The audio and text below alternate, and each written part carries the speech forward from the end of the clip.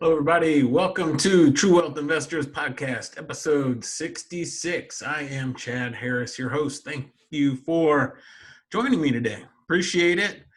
Appreciate having you on. Appreciate hearing from you. So definitely subscribe, leave me a comment, question. If you want more clarification, I appreciate hearing from everybody. So today we are talking about how much real estate can you afford? And recently I was visiting with my son. We were driving, talking, and sharing about our day. I was asking about his school day. He was asking about my work day. And at one point he said, "So do you think you will ever sell all the real estate and just be done?" So I asked him, "Well, are you making me an offer?" I thought maybe he was being bold, ready to buy it all. And he said, "Well, I think you'll want more than my $300 I have in my account." So brought up an interesting discussion, right? And in reality, you hear this question all the time on social media, probably every day. Somebody will post, "I have $20,000 and I want to quit my day job. What should I start investing in?" Or, "I have $50,000 and 2 rentals. What should I do next?" Right?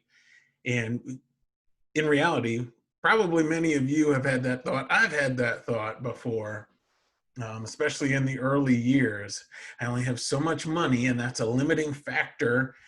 How much real estate can I buy with that amount of money? All right. So my answer to my oldest son is the same as what I will say to you. Money should never be what limits you from buying real estate. So, and that's contrary to what a lot of people hear and what you see in a lot of scenarios.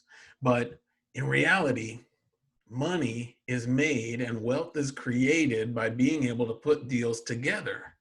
There are plenty of people with money out there who just don't know how to invest it. And there are plenty of sellers out there who just don't know how to sell their house, or they're in a bad situation. And if you can get really good at putting those deals together, then money will never be your limiting factor. And I speak from experience, because when I got my start, I really didn't have money. My job ended. I was just struggling to get by, needed to pay the bills. I had just bought a house to live in. I think my job ended 3 weeks, or my paycheck ended 3 weeks after the closing on that house. So money should never be the limiting factor. So it's easy to think, as I did when I was starting and didn't have any money, that how can I buy real estate? Or when I would get a loan from a private lender in those early days, and I would have $25,000, and I would try to think, how many houses am I going to be able to buy with this $25,000? Right? As though the limiting factor in my investing is this $25,000.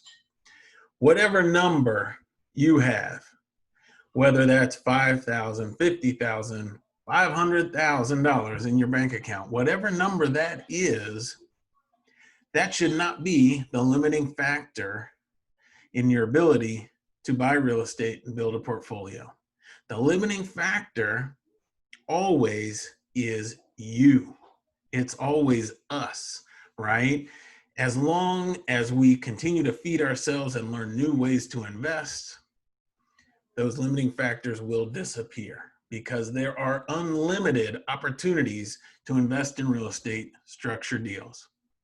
All right, so if you currently feel like money is a limiting factor in you buying real estate, then some things to consider, some things to research. Number one, the number one key in my mind is private money. If you don't have money to fund deals, figure out how to raise private money, because there are a lot of people right now, especially, who have made money in the stock market. They're getting nervous, or they've already pulled their money out of the stock market because they're nervous and they're not sure where the market's going to go. And they don't have a way to get a good return on that money outside of the stock market. us as real estate investors, we can provide them that opportunity. And so if you can learn really how to structure deals with private money, how to present to a potential lender that opportunity so that they recognize it as the perfect fit for their investment strategy. If you learn the key words, key phrases to do that, then money will not be an issue, right? You will be able to find the money. So that's number one. Learn how to raise private money. Number two, learn how to structure deals creatively or use creative financing. With creative financing, deals that don't fit anybody else's strategy can work as a good deal for you. Okay, so let's say a deal with no equity. Most people will pass up that deal. If they're a wholesaler or a flipper, a lot of people automatically disregard that deal. Even a buy and hold landlord is going to pass up that deal if there's no equity. But if you know how to do subject to deals, then that's fine. That's a good deal. Or if that house is paid off and they still want full value of that house, if you know how to creatively structure those deals, structure the payments so that they can get their price, that's not a big deal. It can still be a very good deal for you. So that is not a problem. So number one, learn how to raise private money. Number two, learn creative financing. And the more you learn creative financing, the more there is to learn. So I would start reading books, listening to podcasts, watching videos, whatever your preferred method is, to learn those techniques. Number three, if you're not comfortable with private money, you're nervous about creative financing, money is still an issue, then I would look for a partner.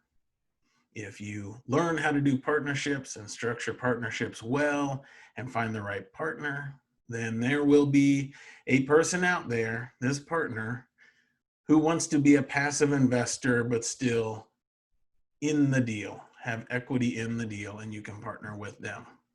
So those are three key ways for you to invest in real estate without having to use your own money.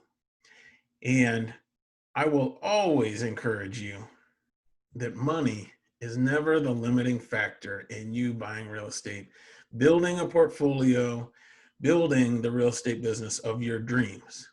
The only limiting factor is your mind and what you can figure out and what problems you can solve. So if you don't think you quite have it yet, just work on self-development. Work on learning new skills. Work on being around other people who are already doing it.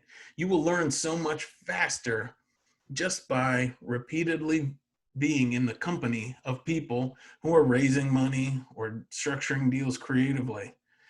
So learn new skills, be around new people, and work on your mind, because that is the only limiting factor. All right. Go build your dream life one door at a time. I know you can.